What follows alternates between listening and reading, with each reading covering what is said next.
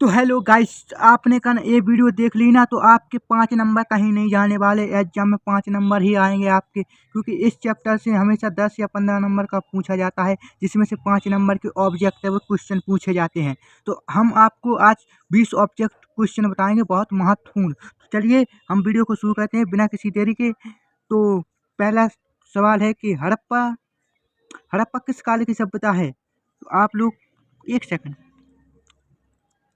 हड़प्पा किस काल की सभ्यता है? तो हड़प्पा किस काल की सभ्यता है? तो वो है अपनी कांस्य युग की सभ्यता। तो ऑप्शन नंबर सी सही हो जाएगा इसका। और चलिए दूसरा क्वेश्चन देखते हैं। सिंधु घाटी सभ्यता का सर्वप्रथम खोजा स्थल कौन सा है? मतलब कि खोजा गया स्थल कौन सा है सबसे पहले सिंधु घाटी का? तो वो है हड़प्पा, क्योंकि जब हड़प्पा की खोज हुई ना, तो इसी को हड़प्पा सभ्यता भी कहा जाता है और इसी को सिंधु घाटी सभ्यता भी कहा जाता है। तो ठीक है।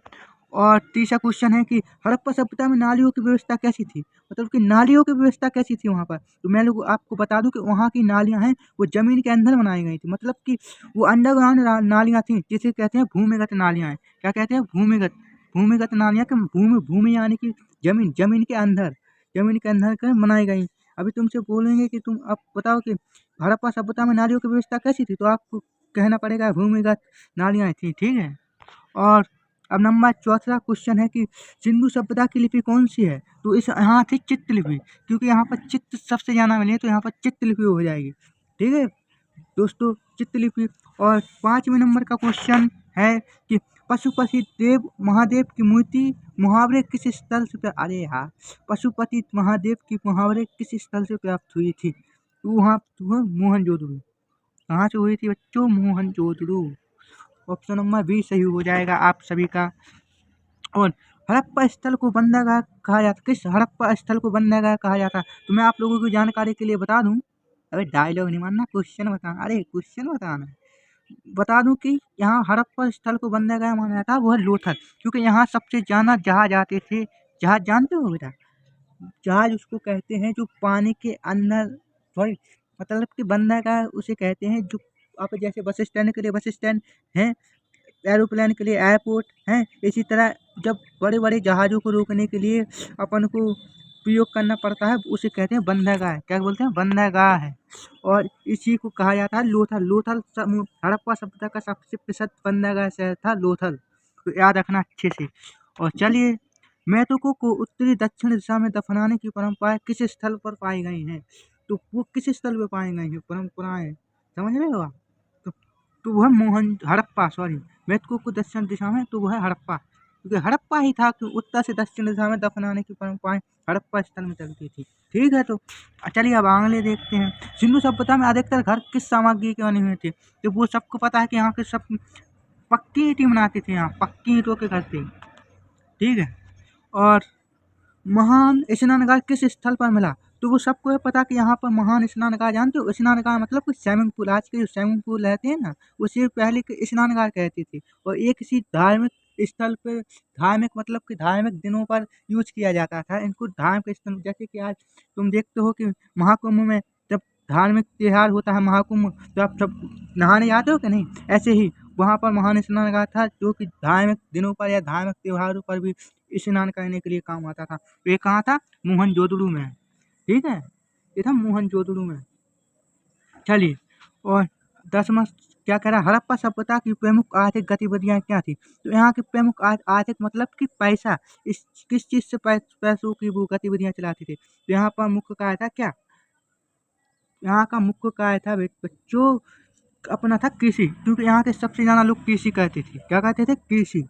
तो कृषि करना भी बहुत बड़ी आर्थिक विधि होती थी यहाँ पर। ठीक है। अब 11 में, अब चलो होते हैं क्या, लोथल किस प्रकार की भवन योजना मिली? तो नूतल में मिली थी गीट प्रणाली मिली थी हमें। ठीक है। और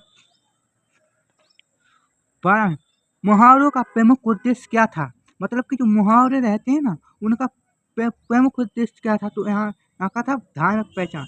ठीक है, राइट। अबे धार्मिक पहचान ही होगा ना? नहीं, हाँ, धार्मिक प्रयोग, क्योंकि यहाँ पर धर्मों के बारे में पता चलता है। ठीक है, तो धार्मिक प्रयोग होगा यहाँ पर।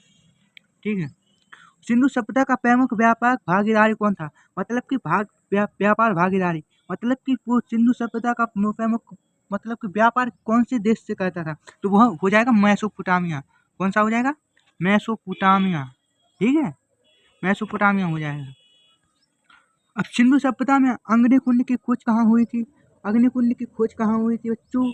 तो अग्निकुंड की खोज हुई थी कालीबंगा। कालीबंगा एक हड़प्पा सभ्यता सभ्यता का मुख्य मतलब कि जाना पहचाना शहर है, तो उसकी कालीबंगा में हुई थी इसकी खोज। ठीक है।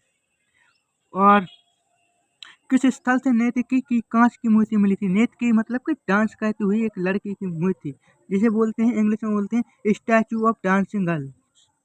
ठीक है, तो यहाँ इस कहाँ मिली थी? ये मिली थी मोहनजोदड़ो में। कहाँ मिली थी? मोहनजोदड़ो से।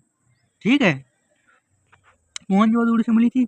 और किसने हड़प्पा सभ्यता की खोज की थी? मतलब कि हड़प्पा सभ्यता की खोज किसने की थी? तो वो सबको होगा पता कि दयाराम साहनी ने यहाँ की खोज की थी सर्वप्रथम। और वो कब की थी? तो 1921 में की थी उन्होंने। ठीक है। और अब है मोहनजोदड़ो का आया थे, मोहनजोदड़ो का आया था मेहतुकु का टीला। ठीक है, मोहनजोदड़ो का कई पूछ ले कि क्या है मोहनजोदड़ो का, तो मेहतुकु का टीला। ठीक है, मेहतुकु का टीला। अब सिंधु सिंधु सभ्यता का प्रमुख धातु प्रयोग क्या था? तो यहाँ का सब पता है, यहाँ के धातु मतलब कि यहाँ किस चीज का प्रयोग होता था? लोहा चांद, लोहा कांसा सोना चांदी। तो यहाँ होता था कांसे का प्रयोग। ठीक है, तो कांसे का प्रयोग होता था बच्चों, क्योंकि यहाँ पर कांसा बहुत था। ठीक है। और सिंधु घाटी सभ्यता में वजन और माप किससे बने होते थे? मतलब कि वजन मापने के लिए किसके बने हुए थे? तो वो थे बने पत्थर के, क्योंकि पत्थर ही था ना वहाँ पर, तो लोहा की खोज तो हुई नहीं थी वहाँ पर, जहाँ पत्थर था। और हाँ, एक और सवाल पूछ लेगा कि बताओ अरे यार कि बताओ कि सिंधु घाटी में किस धातु की खोज नहीं होती? तो वो है लोहा, लोहा की खोज नहीं हुई थी। और पूछ लेगा कि किस वजन मापने का यूज किया जाता? तो पत्थर का। ठीक है। और हड़प्पा संस्कृति का काल माना जाता, मतलब कि हड़प्पा सभ्यता की संस्कृति का काल माना है, मतलब कि हड़प्पा साल कितने से कितने साल तक चला? तो इसका मुझे पता नहीं है, तो आप लोग मुझे कमेंट सेक्शन में बताओ। ठीक है, कमेंट सेक्शन में बताओ इसको। ठीक है। तो इसी के लिए धन्यवाद, हमारी वीडियो देखने के लिए, इतना सब कुछ झेलने के लिए। और हमारी वीडियो पसंद आई हो तो दबा के लाइक और शेयर सब्सक्राइब ठोक दीजिए। ठीक है, धन्यवाद, थैंक यू।